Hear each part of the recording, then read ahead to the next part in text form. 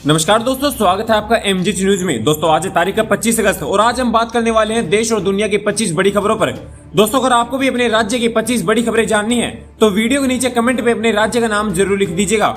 हम आपके राज्य की 25 बड़ी खबरें आप तक जरूर पहुंचाएंगे, इसलिए चैनल को सब्सक्राइब कर लीजिएगा और वीडियो को लाइक कर दीजिएगा। अब बढ़ते हैं खबरों की तरफ। Kolkata doctor rape murder case में आरोपी संजय रावत और पूर्व प्रिंसिपल संदीप घोष समेत 4 लोगों का पोलियोग्राफ टेस्ट शुरू हो गए हैं। संजय रावत का पोलियोग्राफ टेस्ट जेल में होगा।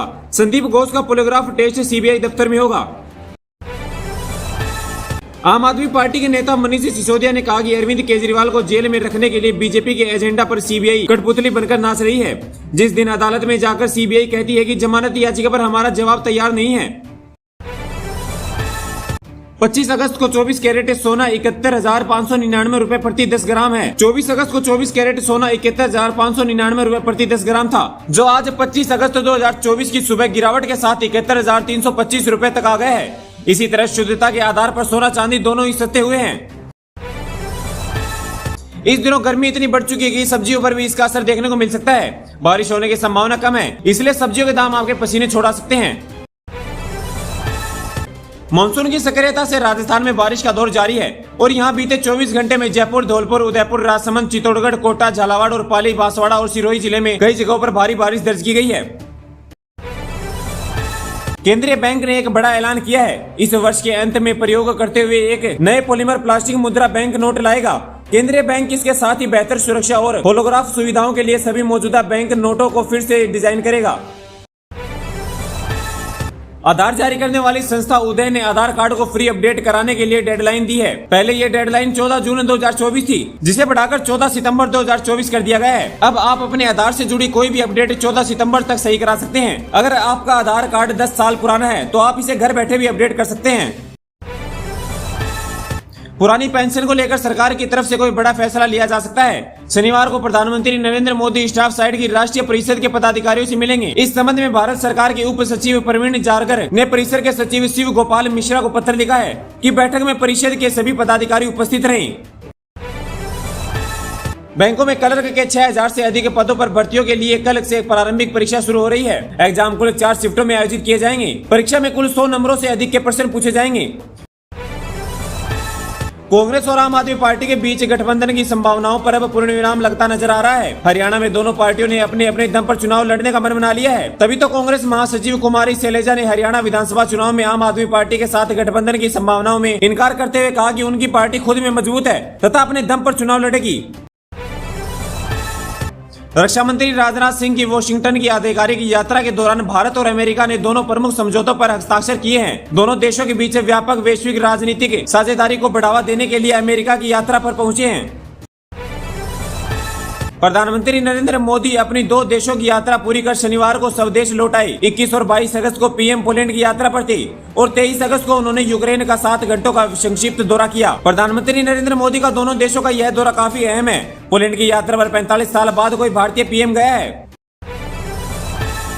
एक और अखिलेश यादव ने मायावती के लिए नरम रुख अपना रखा है, तो वहीं दूसरी तरफ बसपा प्रमुख लगातार कांग्रेस और समाजवादी पार्टी पर जुबानी प्रहार कर रही है। इस बीच मायावती ने दावा किया है कि सपा और कांग्रेस की सोच व आरक्षण विरोधी है। उन्होंने इस दौरान गंभीर इल्जाम लगाए हैं। जम्मू कश्मीर विधानसभा चुनाव के रंगत पकड़ते ही राजनीतिक दलों के बीच जुबानी जंग शुरू हो गई है। नेता एक दूसरे पर हमला करने लगे हैं। महबूबा मुफ्ती की पार्टी पीपुल्स डेमोक्रेटिक पार्टी ने अनुच्छेद 370 को लेकर कांग्रेस पर निशाना साधा है। अंतरिक्ष के क्षेत्रों में भारत ने एक और लंबी छलांग लगा दी है। भारत ने अपना पहला रियूजेबल हाइब्रिड रॉकेट रोमी 1 को सफलतापूर्वक लॉन्च किया है। तमिलनाडु के स्टार्टअप स्पेस जोन इंडिया ने मोर्टिन ग्रुप के साथ मिलकर इस रॉकेट को बनाया है। जम्मू कश्मीर में किसकी सरकार बनेगी, इस सवाल का जवाब 4 अक्टूबर को मिल जाएगा। एक और फारूकी अब्दुल की पार्टी नेशनल कॉन्फ्रेंस और कांग्रेस के बीच गठबंधन हो गया है। वहीं दूसरी तरफ पीडीपी चीफ महबूब मुफ्ती कांग्रेस को कोस रही है। टीम इंडिया के लिए ताबड़तोड़ बल्लेबाजी करने वाले धाकड़ बल्लेबाज शिखर धवन ने आज यानी शनिवार को इंटरनेशनल और डोमेस्टिक क्रिकेट को अलविदा कह दिया है। उन्होंने अपने संन्यास की जानकारी अपने सोशल मीडिया पर दी है। धवन ने अपनी पोस्ट में बीबीसीआई और डीडीसीए और उनके फैंस को शुक्रिया अदा कहा है। उत्तर प्रदेश में बादल मेहरबान हैं। पिछले कई दिनों से यूपी में बारिश का दौर लगातार जारी है। कई जिलों में हल्की तो कहीं पर तेज बारिश हो रही है, लेकिन इसके बावजूद उमस और गर्मी को लोगों को परेशान कर रही है। शुक्रवार को यूपी के कई इलाकों में झमाझम बारिश हुई। हरियाणा विधानसभा चुनाव से पहले कांग्रेस छोड़कर भारतीय जनता पार्टी में शामिल हुई किरण चौधरी ने बड़ा बयान दिया है। चौधरी ने कहा कि हरियाणा कांग्रेस बाप बेटे की पार्टी है और भाजपा में शामिल होने के बाद उनके ऊपर से बहुत बड़ा भार उतर गया है। भारत के विभिन्न राज्यों में बारिश का दौर अभी भी जारी है। बारिश से लोगों को उमस भरी गर्मी से राहत मिल रही है। मौसम विभाग ने आज दिल्ली में भारी बारिश की संभावना जताई है। इस बीच मौसम विभाग ने यूपी में 37, राजस्थान के 12, उत्तराखंड के 9 और बिहार के 14 जिलों में बारिश का अलर्ट जारी किया है।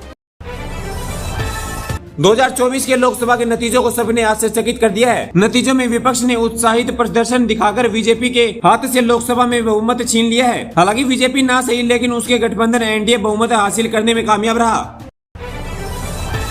पीएम मोदी का होलिया पोलैंड और यूक्रेन दौरा भी भारत की बदलती विदेशी नीति का ही हिस्सा हो सकता है। पोलैंड मध्य यूरोप का एक बड़ा देश है। इस देश के साथ भारत के राजनीतिक संबंध 1960 के दशक से हैं। पीएम मोदी से पहले भारत के 3 प्रधानमंत्री इस देश की यात्रा कर चुके हैं। इसरो जिस मिशन को लेकर पूरी दुनिया में इतिहास बना चुका है, उसे वास्तविक में क्या मिला है? इन सवालों के जवाब इसरो ने दे दिए हैं। इसरो ने चंद्रयान 3 मिशन ने जुड़ी हर जानकारी को सार्वजनिक कर दिया है, जिससे दुनिया भर के शोधकर्ता इसका अध्ययन कर सके। पिछले साल 23 अगस्त को चंद्रयान 3 मिशन के चंद्रमा के दक्षिणी क्षेत्र पर उतरने के साथ ही भारत ने इतिहास रच दिया था। दिल्ली विश्वविद्यालय में हिंदू अध्ययन केंद्र ने शुक्रवार को सांस्कृतिक संज्ञान के साथ मिलकर मानवता के लिए रामचरितमानस पर 1 दिवसीय राष्ट्रीय सम्मेलन का आयोजन किया है। भारतीय सेना ने त्रिपुरा में जल राहत नाम के अभियान के तहत व्यापक मानवीय सहायता और आपदा राहत कार्यों के दौरान 330 से अधिक नागरिकों को बचाया है। भारतीय सेना के अनुसार चुनौतीपूर्ण परिस्थितियों के बीच भारत 7 नागरिकों को चिकित्सा सहायता प्रदान कर गई है। दोस्तों, आपको यह खबरें कैसी लगी हमें कमेंट सेक्शन में कमेंट करके जरूर बताइएगा। और आपको वीडियो थोड़ी सी अच्छी लगी हो तो वीडियो को लाइक करके चैनल को सब्सक्राइब कर दीजिएगा। मिलते हैं अगले वीडियो में। धन्यवाद।